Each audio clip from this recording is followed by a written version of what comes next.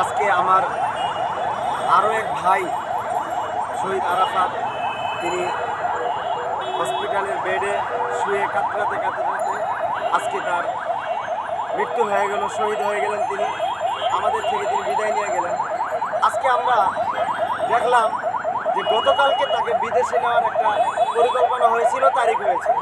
তো সেই জায়গাটায় আমি মনে করি অন্তর্বর্তীকালীন সরকার কিছুটা ব্যর্থতার প্রমাণ দিয়েছে। কীভাবে? আজকে স্বাধীনতার 24-এর স্বাধীনতার পরে আমরা 4 মাস 18 দিনের দাঁড়িয়ে কথা বলতেছি। এই 4 মাস 18 দিনের মাঝে 3 মাস বা 2 মাসের জায়গায় হলেও তো তাকে আমরা বিদেশে নিয়ে একটি উন্নত চিকিৎসা দিতে পারতাম। তো আজকে 4 মাস 18 দিনের পরে বলতে হবে যে 19 দিনের জায়গায় তাকে বিদেশে নিয়ে যাওয়া হবে উন্নত চিকিৎসার জন্য, আর 18 দিনের মাথায় তিনি মারা গেলেন। তো সেই জায়গাটায় আমি মনে করি অন্তর্বর্তীকালীন সরকারকে আরও স্ট্রং হতে হবে এই জিনিসগুলোর ক্ষেত্রে।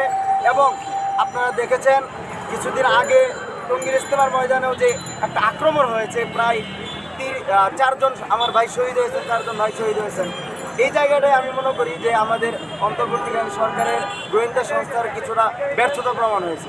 তারা যদি আগে ভাগে এই জায়গাগুলো রিসার্চ করতো এবং খোঁজ খবর নিত, তাহলে অবশ্যই তাদের রিসার্চে এটা উঠে আসতো যে টঙ্গীর ময়দানে যেখানে বলা হয় হজের পরে দ্বিতীয় জমায়েত পুরো বিশ্ব থেকে শেখানো হয়ে থাকে, তো সেই জায়গাটায় আপনার এত বড় একটা হামলা যোগ্য হতে যাচ্ছে, তো সেখানে আমাদের অন্তর্বর্তীকালীন সরকারের যারা গোয়েন্দা সংস্থা আছেন তাদের কোনো তৎপরতা নেই।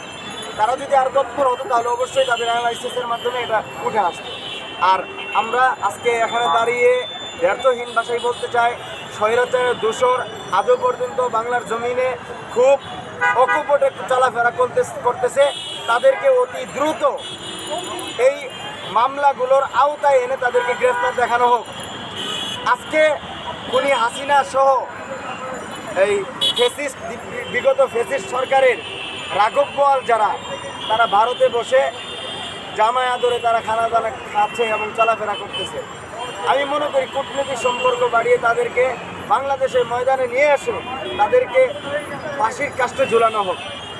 এবং আমাদের যারা আহত ভাই আছেন তাদেরকে অতি দ্রুত খুব ভালোভাবে বিদেশে নিয়ে উন্নত চিকিৎসা দেওয়া হোক, যাতে করে আমাদের 24-এর এই আন্দোলনের স্পিড, এই আন্দোলনের জনগণের চাহিদা, আপামর তৌহিদি জনতার চাহিদা যেটা ছিল সেটা যাতে ফুটে ওঠে।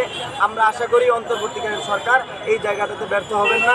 আশা করি আগামী 15 দিনের মাঝে যাদেরকে বিদেশে নিতে হয় তাদেরকে যাতে আগামী কিছু দিনের মধ্যে বিদেশে নিয়ে যাওয়া হয় এবং উন্নত চিকিৎসা দেওয়া হয়। আর স্বৈরাচারের দোসর যারা এখনও বাংলাদেশের মাটিতে অকপটে ঘোরাফেরা করতেছে তাদেরকে দ্রুত গ্রেফতার করা হোক এবং গ্রামে গঞ্জে শহরে বন্দরে যেই জায়গাটাই তারা ঘোরাফেরা করতেছে প্রশাসনকে আরও উদ্যমতার সাথে 24-এর স্পিড নিয়ে তাদেরকে গ্রেফতার করা হোক এবং আইনের আওতায় এবং শাস্তির আওতায় আনা হোক। জি, আসসালামু আলাইকুম। ধন্যবাদ।